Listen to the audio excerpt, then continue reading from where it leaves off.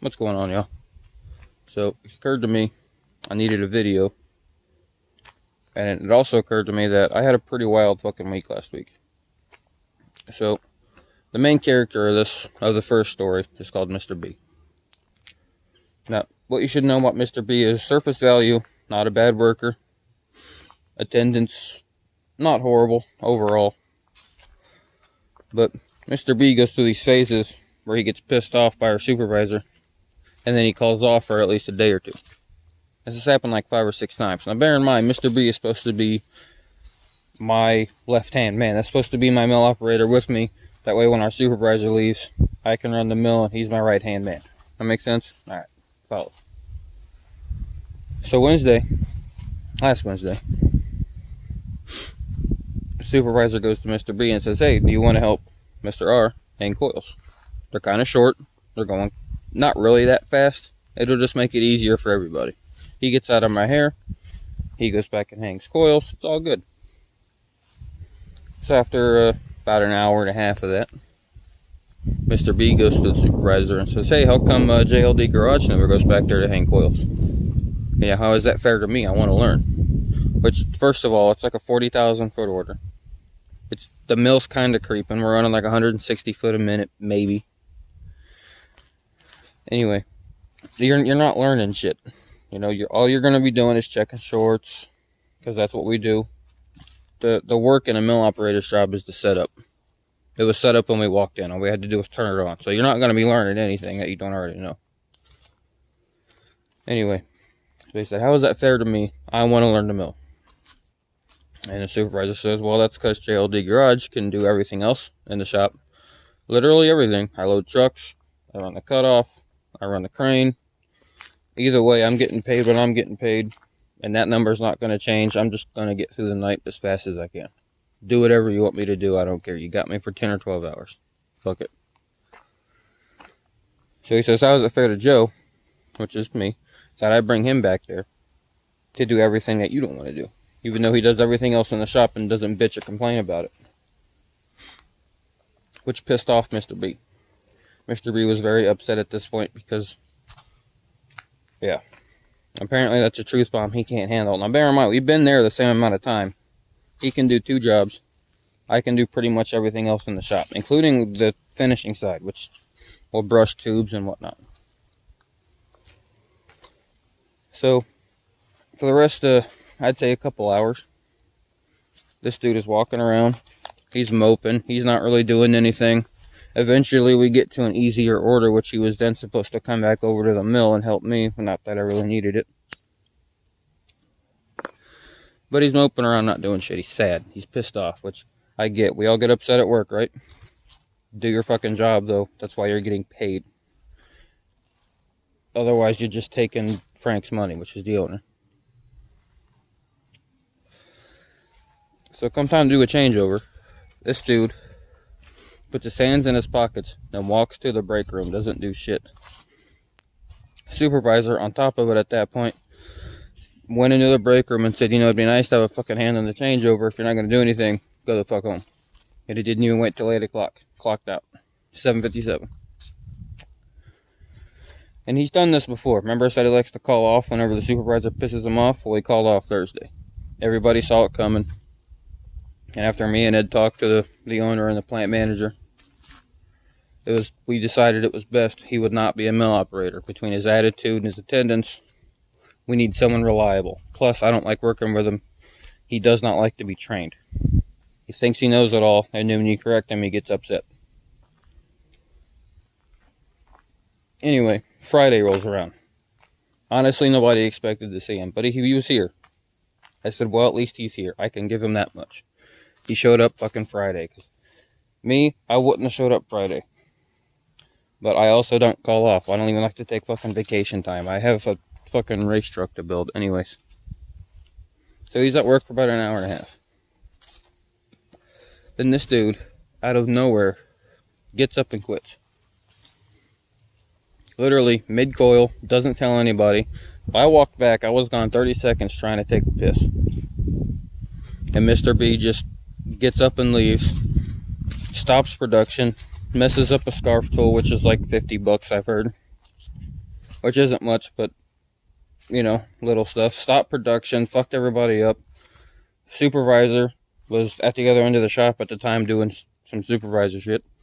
I had gone to take a piss, so the other guys on the other end of the mill were like, what the fuck, where is everybody? I come out of the bathroom, supervisor's walking around like, fucking Mr. B just quit. Fucking walk the fuck out. Now, something you should know about Mr. B is he's already got a lot of car payments and he's already overpaid. And while there are a lot of jobs available, you'd be lucky to break 12, 13, 14 bucks an hour, which for the amount of car payments he has isn't going to cover it. So I'm just waiting for reality to set in, which I'm sure it has. It's been a few days. So that was pretty wild. That was story number 1.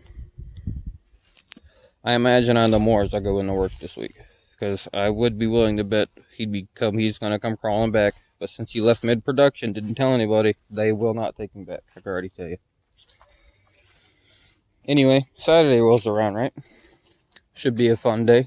Me and some buddies are going up to the Haunted Hoochie in Columbus. Me and 4 other people, I think. Yeah. So overall, it's going well. Obviously, we can't take my truck with that many people. 2 of them drove a brand new car another coworker just got. If you're a subscriber, good job for you. It's a nice car, I give you shit. It's a Toyota Corolla, I think. He'd pick the safe bit. I was like, dude, go get a hot rod. Fuck that. Anyway, so they meet us there. Me and 3 other people pile into a tiny Ford Focus hatchback, which I owned. They're not bad, but they're not road trip cars. They're horrible to drive longer than an hour, if you ask me. But about halfway there, see, my buddies, I decided to be the DD. My buddies decided to take a very light dose of some magical mushrooms, if you catch my drift. Now, they've all done this before. They have experience in this field where they're like, we're not going to do some crazy huge dose. We don't want to be fucked up out of our minds. We're going to take a light dose, and that's it. You know, just make it a more fun experience. Not my thing. I'm not doing that, especially not my first time. I'm the only one that's like sober driving. Alright? So I don't want to get fucked up. Maybe a couple beers after we get to the hoochie, but that's it, you know? Anyway, so we're standing in line. This is like 2 hours later.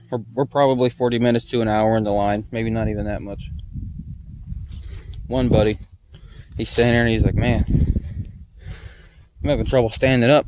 And then he just falls over. Now, I did feel bad. He's doing fine, by the way. He didn't get hurt or anything. But the way he fell, hands in his pockets, and then just fell straight back. And then he got up, fell down again, dropped all his cigarettes and shit. Got up, collapsed, like knees buckled. At this point, my other buddy, he's like, I'm getting kind of lightheaded. He falls down, gets picked up and falls down again. So then my third buddy at this point's freaking out because I'm kind of fucking with him like, dude, you're next. That's the pattern. You're next. So then we start booking it out of the line because these dudes just fell down. Like their brain had a master reset and they had a 3-second window to react. Now at this point, everybody in line around us, like, you know, in the movies when there's like a dance scene and people are like surrounding the people who are kicking ass at dancing. Yeah, that's what was going on. There was phones going on. I'm sure there's a video of it somewhere. There's flashlights on everywhere. So naturally, we're like, we gotta get the fuck out of here. That was pretty fucking wild. So yeah, that was my week. I lost a shitty coworker, and I watched some of my friends fall down. And the third guy never fell down. He was fine. Now maybe it's because he had 2 twisted teas on the way there. And he just had the right combination of shit in his belly to where it didn't fuck with him. I don't know. There's no way of knowing. Now, I know they're all subscribers to my channel, too, so they're going to see this, and it's going to make them laugh. I almost forgot the best part about the Mr. B story. If you're still watching, I appreciate it, because we're like almost 10 minutes deep at this point. So, Thursday night. Alright, that's Waffle House night. Everybody gets paid. We're hungry. That's usually a 10-hour shift, so we get out a couple hours earlier. So we're at Waffle House. We're just bullshitting with the waitress up there. Named Paige. Cool chick. She always lets us eat in, even though they're usually to go only that late. Right? So we're all sitting down bullshitting. Now, Buddy pulls up Brandon. Like, hey, do you really know Brandon? Because last time we were there, we were talking shit about him, and she recognized him. So she's like, yeah, he said he came in Wednesday night around 11. So a couple hours after he left work, or got sent home early. He's like, yeah, I just quit my job. Kind of fucked that place. And the way she made it sound, he sounded sad. Like she actually said the word pouting, which made us all laugh, because, like, you're a 40-year-old man, quit your bitching, So that made us all fucking crack up laughing. And we told everybody about it at work the next day, because he called off Thursday, if you remember. That was one of the best parts. I completely forgot about it, too. So that's my week. Also, while I'm here, lowering kit for the truck. I'm hoping to do it this weekend, but I am getting 22 teeth pulled Friday, so I'm going to be limited to my heavy lifting and shit according to the dentist and whatnot. So 35 drop is going on sometime soon. Wheels not till next spring, because it's about to start snowing out, and I'm kind of broke right now because teeth. Anyway, that was my week last week. It's pretty fucking wild. We are going to try the Hoochie again, the Haunted Hoochie in Columbus again, because the tickets are good for like 3 weeks. So yeah, it was pretty fucking wild for everybody. This dude literally just fucked himself. Mr. B's got like $1,700 in car payments between his 2 cars and his bike. Not to mention rent and cigarettes and food and all that good shit. So unless he finds something today and starts getting paid Friday, this dude is fucked. Now, there is a part of me that feels bad. I know I shouldn't, because he just walked out and fucked everybody over. But you play stupid games, you win stupid prizes.